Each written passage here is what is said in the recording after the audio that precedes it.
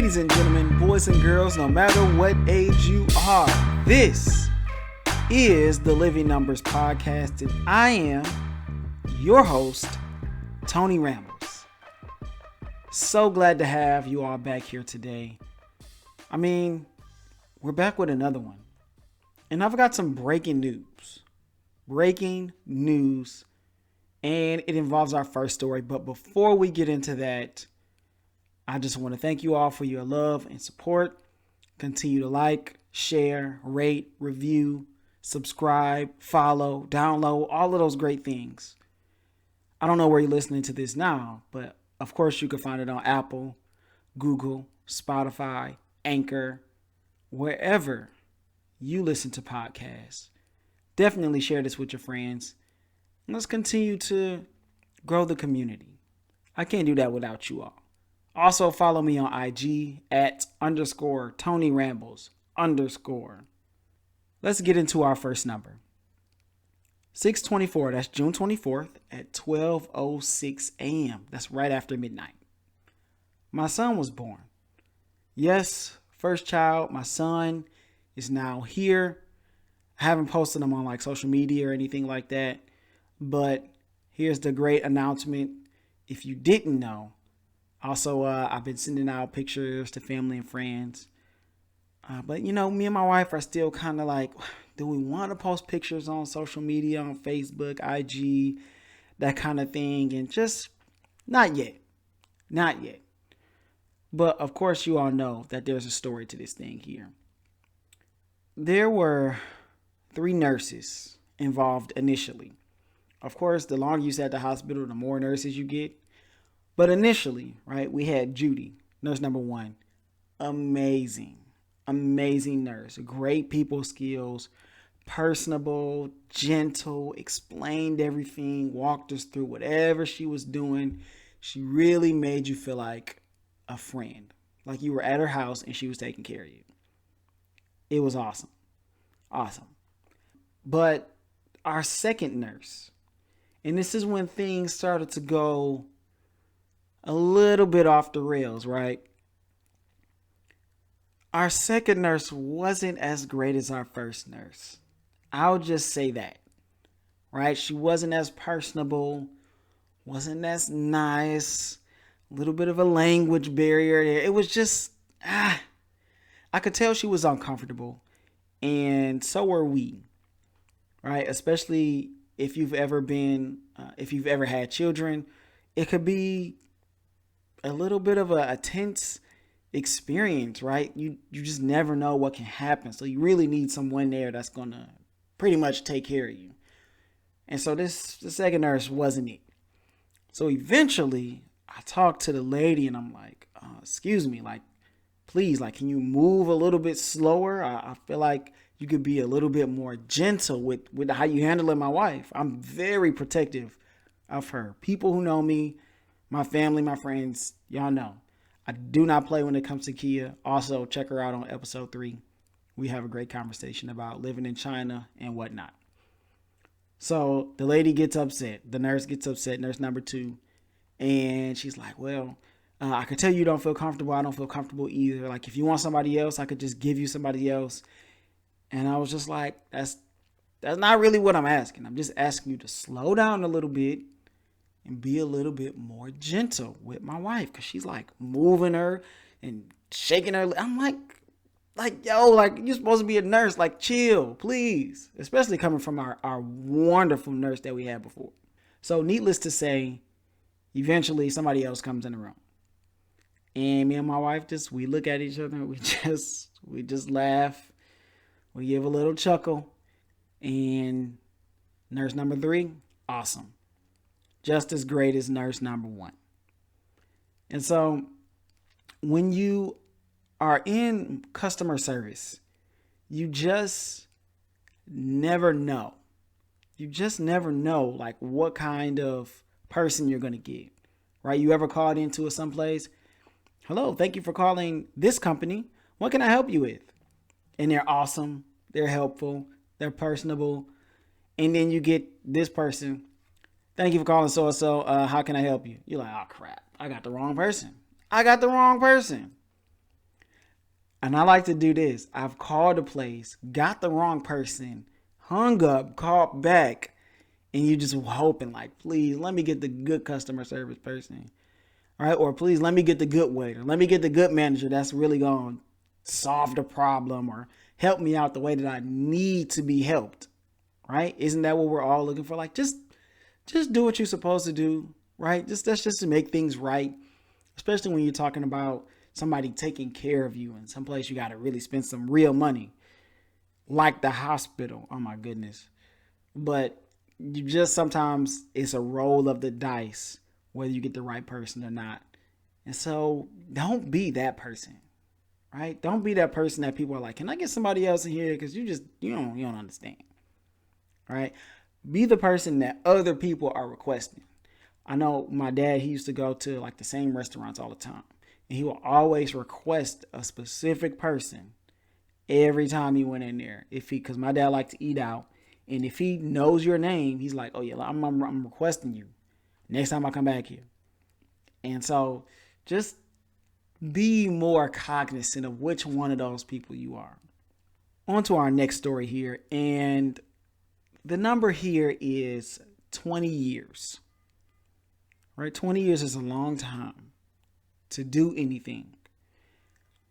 But this 20 years is the lifespan of a Chihuahua. Now you might go, Tony, Mr. Rambles, what are we talking about here?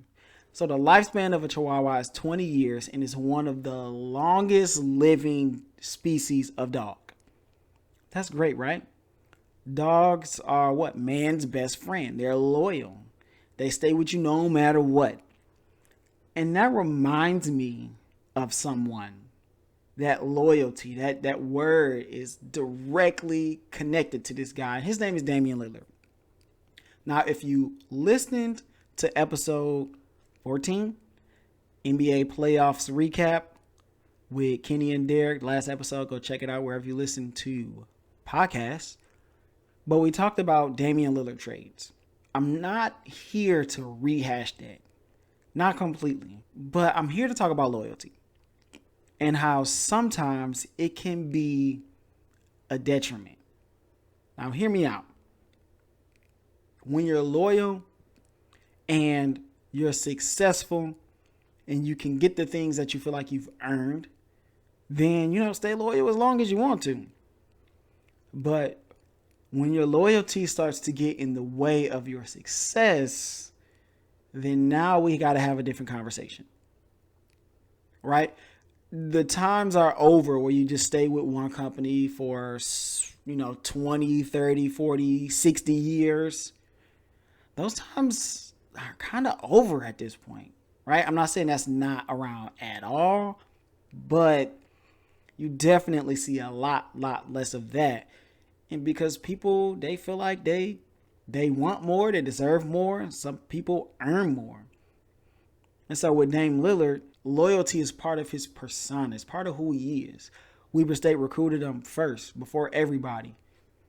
Once people started coming, the bigger schools, he said, nah, I'm good. I'm loyal to the people who came to me first and saw me when nobody else thought I was anything. And so, same thing. Portland drafted him 8-9 years ago. And goes, you know what? I'm going to stick at Portland. I'm going to stick with Portland. It's not about me going somewhere else and doing something else. It's about staying with the people who brought me here, right? And that is commendable. I commend that. I take my hat off to you, my real hat that I have on, right? But at some point, if Damian Lillard wants to break through that glass ceiling, it's obvious that he's going to have to leave Portland. I was talking to my sister a couple of months ago, and she was saying that I feel like in order for me to really reach the height of where I can be in the position that I'm in, I got to leave this company. Because sometimes people groom you to who you really start to bloom to be, but then they don't want to pay you like that, right? That's like saying, okay, we hired you at entry level. We trained you up and promoted you to get to, say, I don't know, 70K, right? But then when it's time to go to that next step, they don't want to pay you what they would pay somebody that they would bring in, right? If it was an outside hire for that next step, they would pay them 95. But if they're promoting you, there's only so much money they can give you, right? So they may only pay you 78. You're like, hold on, wait a second. If I went to another place, or if y'all hire somebody for the same exact position, y'all will pay them X amount of dollars. But because I'm already here, I get paid less. That stuff happens all the time, y'all. I'm not making it up. So sometimes you have to leave the place where you're comfortable, where they've been loyal to you, you've been loyal to them. But sometimes there's a fork in the road where you got to go, man, I got to make a decision and I got to get out of here. I have to. Now, you should always be loyal to your family, always be loyal to your kids. But, I mean, very, very close friends, the best ones, the closest ones. Outside of that, you know, it could kind of go either way. You go, I'm loyal as long as y'all are loyal to me. As long as y'all are taking care of me and giving me my value. But once that starts to slip, we got to go. Right? So don't let your loyalty become a setback. Don't let your loyalty put a ceiling on how far you think you can go or what you've earned. And so, speaking of Ben Simmons, right, and Damian Lillard trades, which I honestly think that will be the best trade, not Dame for Ben, but Ben for CJ. Because honestly, if you Portland, you never want to trade a superstar A+ person like Dame. You just don't. Leadership, ability, he has everything. Nah, he ain't 6'8". That's probably the thing that he doesn't have, and that's part of the reason why he can't be one of those top tier people like LeBron, Giannis. You know what? I'm not getting into all of that. But stay with me here. The next number here is Matthew 7:3. Now, some people, they may not read the Bible or they may not believe in it. That's okay. That's okay. You don't have to in order to get this one, right? It's something that we all go through and we all deal with. Trust me. So Matthew 7:3 says, why do you look at the speck of sawdust in your brother's eye and pay no attention to the plank in your own eye? What is that saying? Do I really have sawdust or a plank in my eye? No, obviously not. And I hope you don't either. If you do, you really need medical attention. But it's basically saying, how can you judge me if you're not judging yourself? Right? If you're not getting better and you're not evolving and you're not preparing, then how can you talk about me not getting better, not evolving, and not preparing? Take care of your own issues. Right? So I liken that to Ben Simmons because he has been the same player, and some may even say a little worse, as he has been when he got in the league. He hasn't really evolved. He hasn't really gotten much better, not from what we see on the court. That's all we can go off of. And so what I do is I like to make sound judgments. Because anybody who says don't judge me or I don't judge people, you're lying. Right? You're not being truthful with yourself. And this is what I mean. Okay? Did you marry the first person that you ever dated? Some people say yes. Okay? Most people say no. And you go, why? Well, that person was this so-and-so way, and I couldn't deal with that. Or this person was this way, or they did this, or they did that. That's a judgment, right? We got to make the best judgment in order to make the best decisions. Some people go, yes, I married the first person that I dated. Why? Oh, they had these qualities, or they did this way, and we agreed on these. That's a good judgment, right? You see where I'm going with this, right? Making good judgments or bad ones. It's a part of life. The thing that we don't want to do is make uninformed judgments. That's what you don't want to do. You want to make sure you have enough information, enough experience, hopefully, to make the best judgment possible. Right? You have to continue to prepare. You have to continue to evolve. And your best has to always get better.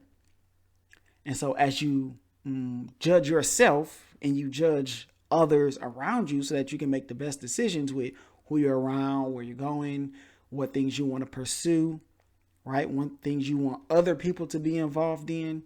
It takes judgment. And a lot of people have good judgment and a lot of people have bad judgment. But you have to continue to self-evaluate, as Ben Simmons needs to do this offseason because he has completely embarrassed himself. And what Damian Lillard, whose loyalty knows no bounds, has to do as well.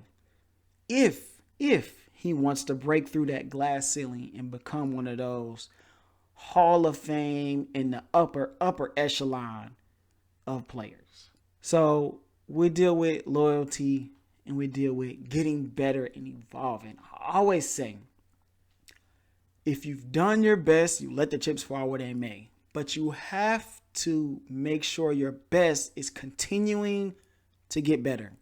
You have to. So I'm a teacher, and sometimes in class, I have a kid. I'm like, ooh, man, if I could just get you to do some work, that's a W. Right? Because some kids, I don't know if y'all know this, but they don't care about high school. They don't care about graduating.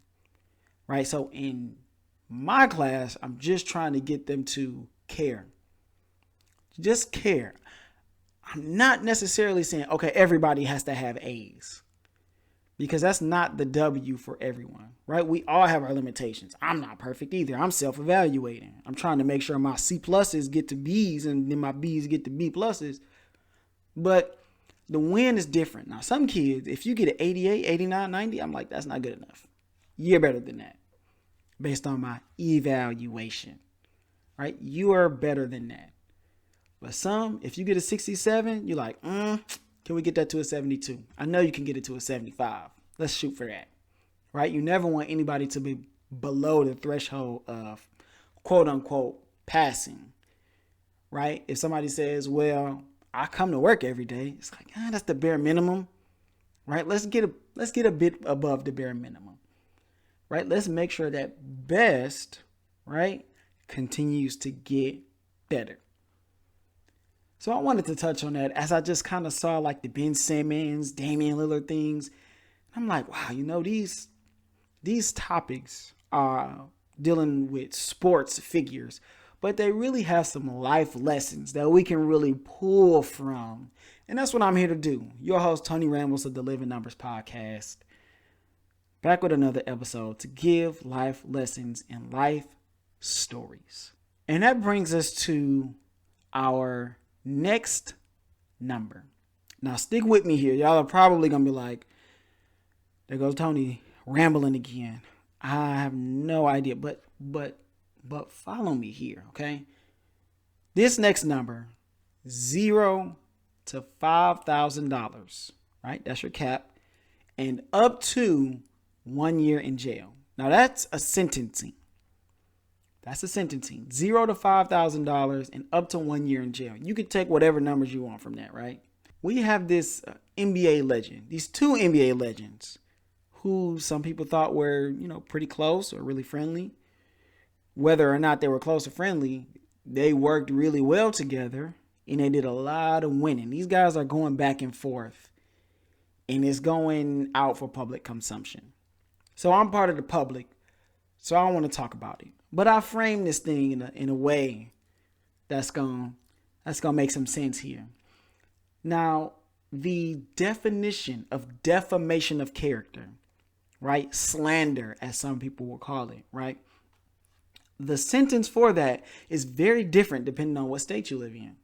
Some states it's not even a law at all. There is no sentence for it. Texas is one of those states, but some is like up to $1,000 fine, up to $5,000 fine, up to a year in jail, 6 months in jail. Just depends on where you live.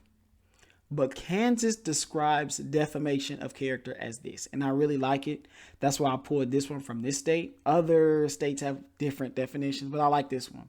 Follow me here. It's a little bit lengthy.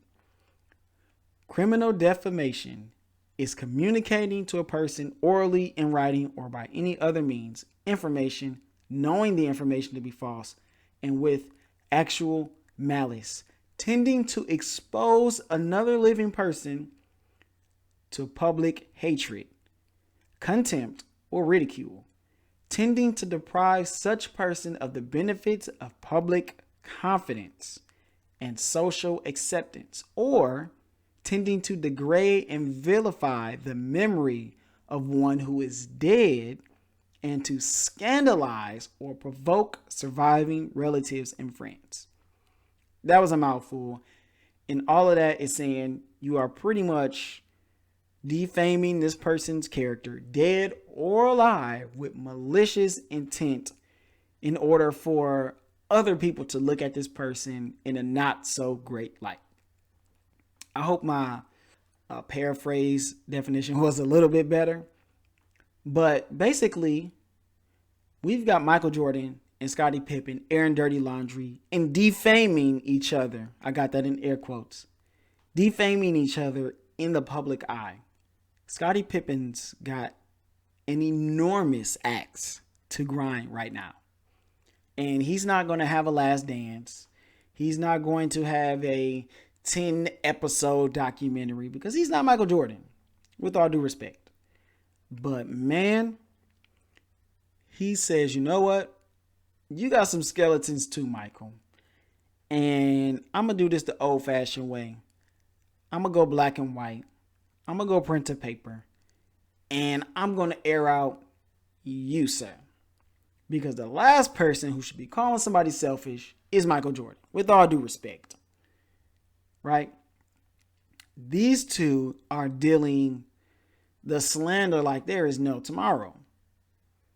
And I just wanted to touch on, like, you gotta take the high road. That's always the better road.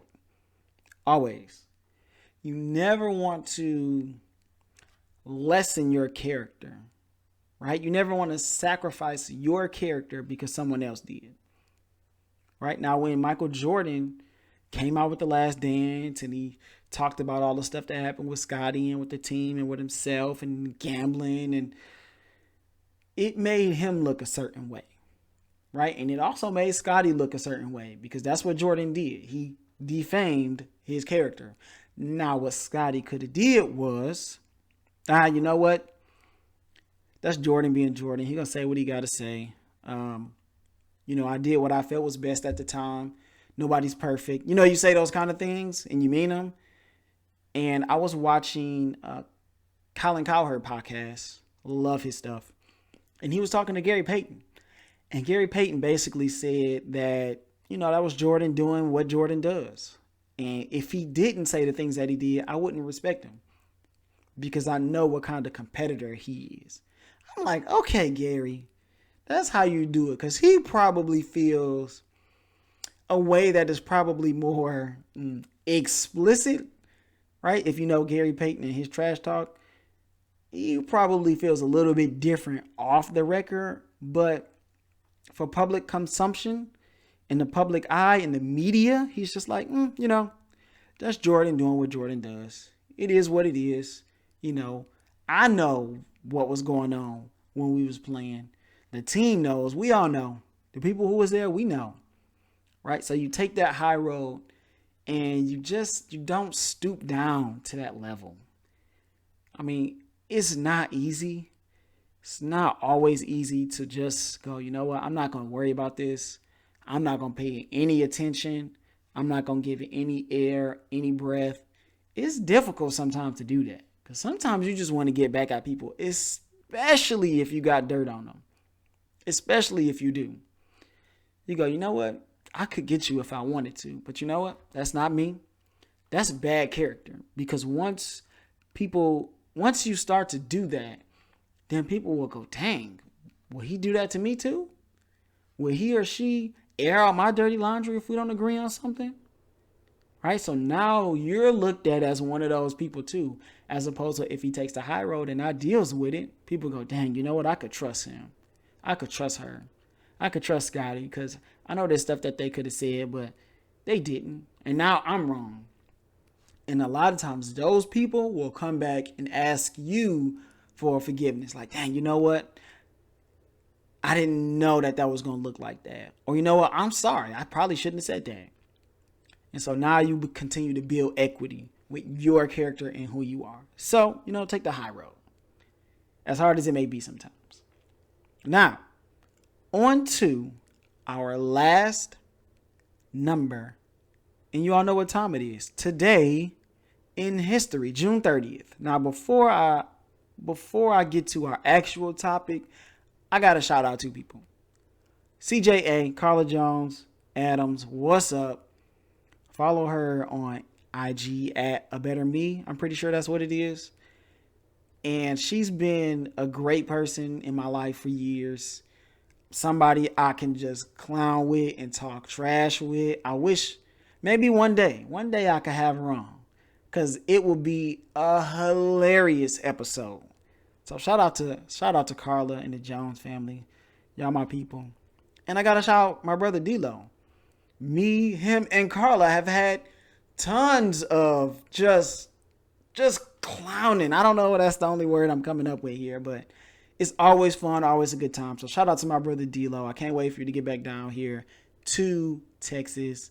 Can't wait for you to have everything that's coming to you next as well. So shout out to y'all too.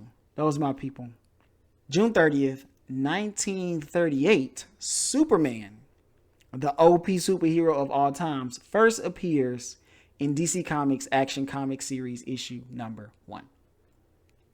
I only use that superhero to get to another one. Black Panther, Wakanda Forever, just started filming yesterday, June 29th.